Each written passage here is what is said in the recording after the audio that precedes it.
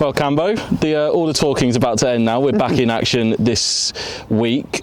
How nice is it to be back playing competitive cricket? Yeah, so glad that I can stop talking, to be honest. It gets a bit long in the winter, but look, obviously it's fantastic to get outside and get back into the games, and even pre-season matches are fun, but you're always sort of dreading if someone gets injured or something goes wrong, whereas you can kind of handle that in the thick of the action. But look, it promises to be such an exciting season. There's 10 really good teams in that county championship, and hopefully we're going to be one of them. This year's pre-season, we saw a focus on red ball games. The men only played 2 red ball games. Last year we saw what a white ball focused pre-season did, getting through to the quarterfinals of the Blast. I'm guessing the hope is for similar results this time around, except going a bit further. Yeah, well, look, at the end of the day, we just got to keep switching it around and what's best for us as a group. I felt that, with the new signings and a lot of young players coming on tours with it, that we just needed that red ball cricket just to get back into the groove of what we're after. So, look, the preparations have been really good. I think the training the guys have done, the hard work and the hard yards, like I'm sure every club do, hopefully we're going to get some gains from that in strength and the fitness of players. So, yeah, it's been a long old pre-season, but,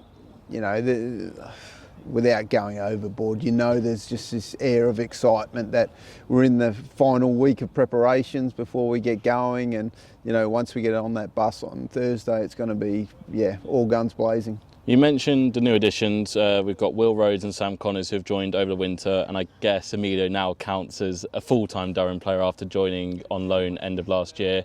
How have you seen them settle into the group over the winter, particularly Will and Sam? Well, Will and Sam obviously were the kind of the newbies, and they've fitted in like a glove, to be honest. Like I sit here and I'm not just saying this, but those 3 guys feel like they've been here forever. And that's a really good sign that they've integrated nicely. They're a part of the Northeast culture now. So, Emilio Gay has just blown everyone out of the water with the amount of, hard work and training. Every time he picks up a bat, he's got something on his mind. He's always working towards a goal. So, look, those 3 have been absolutely outstanding. And, unfortunately, Sammy picked up an injury in Zimbabwe, which, has seen him not being in contention for the first match, but unfortunately that's part and parcel of being a fast bowler these days. It's 1 step forward, 2 steps back at times, but the other 2 will definitely be names that we're hopefully reading out in the first team sheet. As well as additions, change in the leadership group over the winter. Scott Borthwick has stepped down as club captain. Alex Lees has stepped up to replace him. How have you seen out in Zimbabwe and around the group this winter Alex make the group kind of moulding it into his own image? Yeah, look, obviously Scotty's been a fantastic servant for the club and has done us a great job and got us up to Division 1 and looked after us last year, and will continue to be a senior player throughout the year for the next 2 years. But I just felt the timing was right that Alex, as our white ball captain, took over in all forms, and he's a different style of leader. He's got that Yorkshire gruffness about him that, you'll always get a direct answer, that's for sure. But I'm excited to see Alex as a player now, because, we've all known what leadership qualities is and how good he is as a batter, but I've seen certain people, when they've been given the captaincy, just go to another level, and I've got a feeling that's what Alex is going to do. We know he loves leading from the front, but with the captaincy as well, I think you're going to see a different player, and that excites me in all formats. So look out for Alex Lees this year. I reckon he's going to have a very big year. You mentioned the senior players. We've had a lot of senior players get called up over the winter as well. I think Bedders, Cass, Potts, Ackerman, De Leyder representing the Netherlands. You've mentioned wanting to become the best club in the land and the ability to do that, or wanting to do that. Are we getting there when we see all these players getting called up for the international sides as well as performing well in Durham colours? Yeah, of course. That's one of our jobs. It's I harp on that quite often. It's we're a foundation stone of English cricket, and should be the cornerstone of everyone. Every club in the land should be trying to produce English players, and the fact that we do it better than most is a feather in our cap, so to speak. It's a feather in the cap of John Windows and his academy staff as well, and we'll continue to do so. Now, the big difference is we got to have the ability to fill the gaps, and I think in the past we've seen it has caused a drain, and we weren't quite ready for that, and hence the reason why we've given so many youngsters opportunities. It's hence why we've recruited guys like Sam Connors to the club, because we know that Cass and Potts are going to play a lot for England and probably not so much for Durham, and we know that from Stokes. We've already seen that with Mark Wood. So, they're the part and parcel of being a leading county, which we're hoping to be, and we want to be the best one, as you said. So, how do we fill the holes? And for us, it's not buying the world, it's about developing our youngsters, and that's where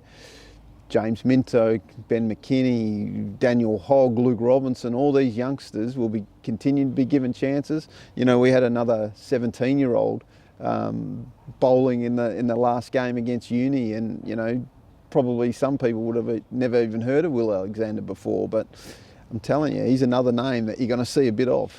You mentioned there we're going to need to fill those gaps vacated by senior players going away and being called away for England or other countries or missing time through injury. One of those that we have recruited is overseas Brendan Doggett. He flies out this week, so he will miss Notts, but he will be ready to go for next week.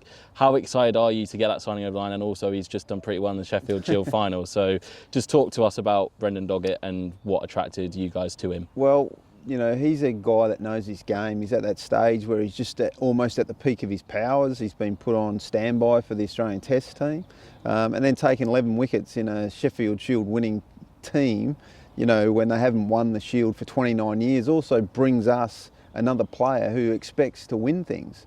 So his experience is going to be really important. I think you're going to really enjoy what he bowls. He takes wickets. He's trying to get people out all the time. So again, he's going to be a body hardened body, whichever way you want to say it, bowler who's going to give us a bit of stability. But also, it's exciting because, like I say, all our bowlers, we need to be taking wickets and looking to taking wickets. So Brendan's going to be a very good player for Durham, I've no doubt, and I'm sure it won't be the last time we see him.